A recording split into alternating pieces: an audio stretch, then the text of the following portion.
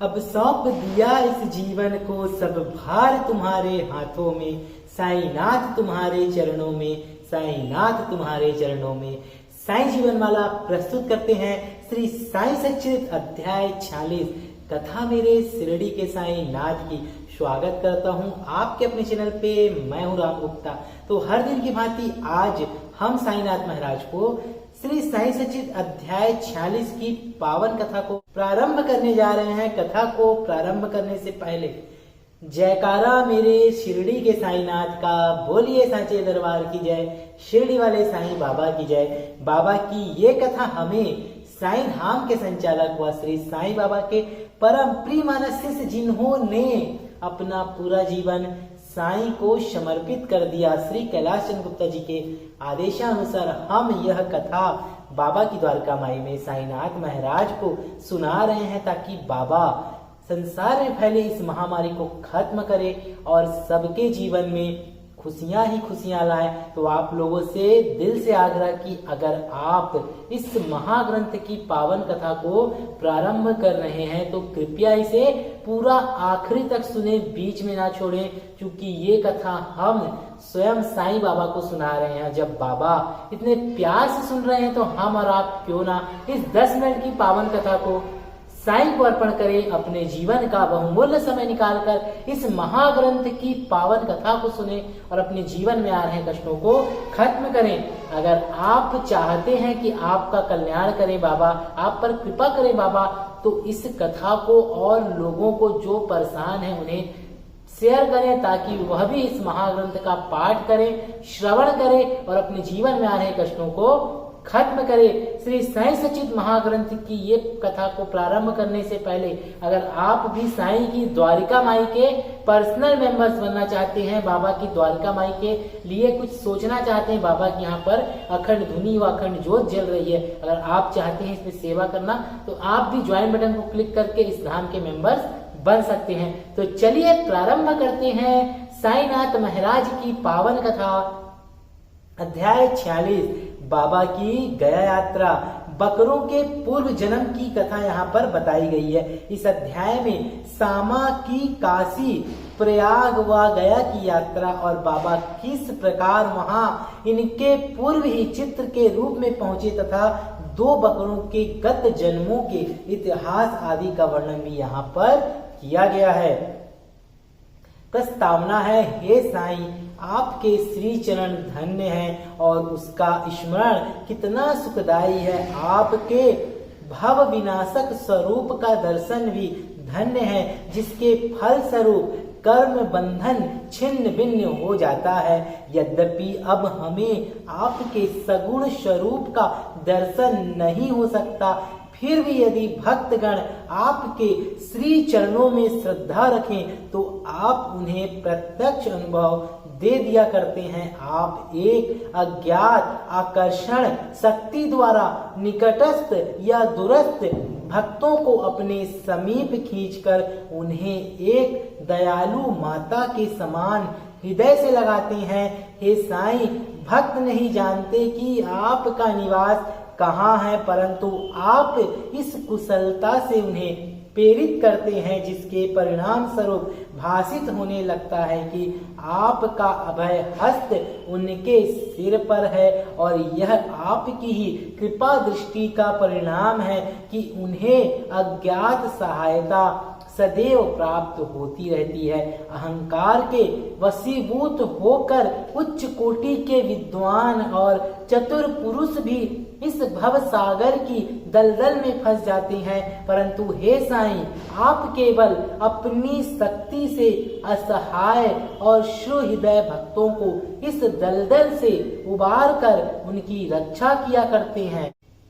पर्दे की ओट में छिपे रहकर आप ही तो सब न्याय कर रहे हैं, फिर भी आप ऐसा अभिनय करते हैं जैसे उनसे आपका कोई संबंध ही ना हो। कोई भी आपकी संपूर्ण जीवन गाथा न जान सका, इसलिए यही श्रेयस्कर है कि हम अनन्य भाव से आपके श्री चरणों की शरण में आ जाए और अपने पापों से मुक्त होने के लिए एकमात्र आपका ही नाम स्मरण करते रहें। आप अपने निष्काम भक्तों की समस्त इच्छाएं पूर्ण कर उन्हें परमानंद की प्राप्ति करा दिया करते हैं। केवल आपके मधुर नाम का उच्चारण ही भक्तों के लिए अत्यंत सुगम पथ है। बोलिए साईनाथ महाराज की जय। बन जाएंगे बिगड़े काम। दिल से बोल लो, दिल से बोलो साईं बाबा का यह पतित प्यारा साईं नाम, साईं नाम। जी हाँ, दिल से बोलो साईं नाम। इस साधना से उनमें राजसिक और तामसिक गुणों का ह्रास होकर सात्विक और धार्मिक गुणों का विकास होगा। इसके साथ ही साथ उन्हें क्रमशः विवेक, वैराग्य और ज्ञान की भी प्राप्ति हो जाएगी।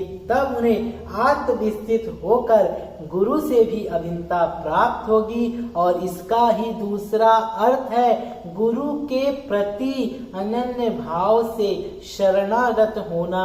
इसका निश्चित परिणाम केवल यही है कि तब हमारा मन स्थिर और शांत हो जाता है। इस शरणागति भक्ति और ज्ञान की महत्ता अद्वितीय है, क्योंकि इनके साथ ही शांति, वैराग्य, कीर्ति, मोक्ष इत्यादि की भी प्राप्ति सहज ही हो जाती है। यदि बाबा अपने भक्तों पर अनुग्रह करते हैं, कृपा करते हैं, तो वे सदैव ही उनके समीप रहते हैं। जी हाँ, अगर आप साईं के भक्त हैं, बाबा को मानते हैं, तो यह भी दृढ़ विश्वास रखिए कि साईं बाबा आपके पास है, आस पास है, हर पल साथ है और आपको कभी परेशान होने नहीं देंगे।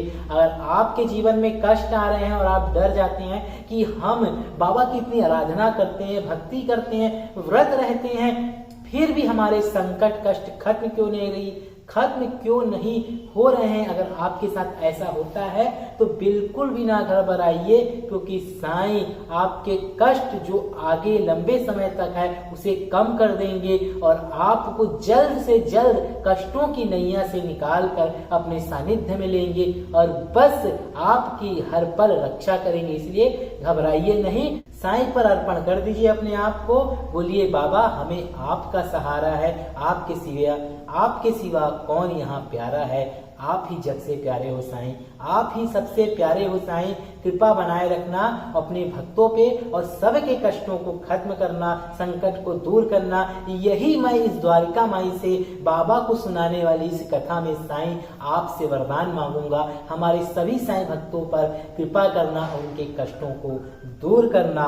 यदि बाबा अपने भक्तों पर अनुग्रह करते हैं तो वे सदैव ही उनके समीप रहते हैं। चाहे भक्त कहीं भी क्यों ना चला जाए, परंतु वे तो किसी न किसी रूप में पहले ही वहां पहुंच जाते हैं। यह स्पष्ट हो चुका है। आगे की कथा है गया यात्रा, जिसमें हम आपको बताएंगे कि कैसे बाबा ने अपनी सार्थकता और अपना सानिध्य वहां पर सिद्ध किया कि हर रूप में हर जगह साईं भक्त के साथ खड़े रहते हैं। इस पावन कथा को अगले वीडियो में हम आपको बताएंगे। गया यात्रा, इसे सुनना ना भूले। अगर आप इसे मिस करते हैं तो आप बाबा की कृपा पात्र नहीं बन सकते, क्योंकि इस कथा में बताया गया है कि कैसे साईं आपके साथ हैं, किस रूप में साथ हैं और कैसे हर पल आपके ऊपर अपनी अपार कृपा करेंगे। यह कथा को सर्वप्रथम सुनने के लिए आप बेल आइकन को ऑन कर लीजिए, सब्सक्राइब कर लीजिए चैनल को, ताकि सर्वप्रथम इस कथा के आगे का वीडियो आपके पास प्राप्त हो सके। तो बने रहें साईं जीवनमाला के साथ। और आप सभी से मैं एक प्यारा सा आग्रह करूंगा, साईं सार्थक ब्लॉग आप लोग देखे हैं। साईं सार्थक कौन है आप लोगों को पता है, बस साईं सार्थक को आप लोगों को ही आगे लेके जाना है, क्योंकि साईं सार्थक का उद्देश्य बहुत नेक है और वह वो करेगा जो हम नहीं कर पा रहे हैं। ये हमारा आशा है, विश्वास है। प्लीज रिक्वेस्ट कर रहा हूँ आप लोगों से, चैनल को सब्सक्राइब कीजिए और अधिक से अधिक लोगों में शेयर करें। साई सार्थक ब्लॉग को। और आप सभी अगर साई जीवन माला में नए हैं, सब्सक्राइब कर लीजिए, बेल आइकन को ऑन कर दीजिए और ज्वाइन बटन को क्लिक करके द्वारिका माई के पर्सनल मेंबर्स बन सकते हैं। अपने जीवन में आ रहे कष्टों को दूर करने के लिए साई की द्वारिका माई में जल रही बाबा की अखंड धुनी में अपने सामर्थ्य अनुसार एक लकड़ी का दान करें। अखंड ज्योत जल रही है, अपने सामर्थ्य अनुसार तेल का दान करें। बाबा आपका भला करेगा। बोलिए साईनाथ महाराज की जय।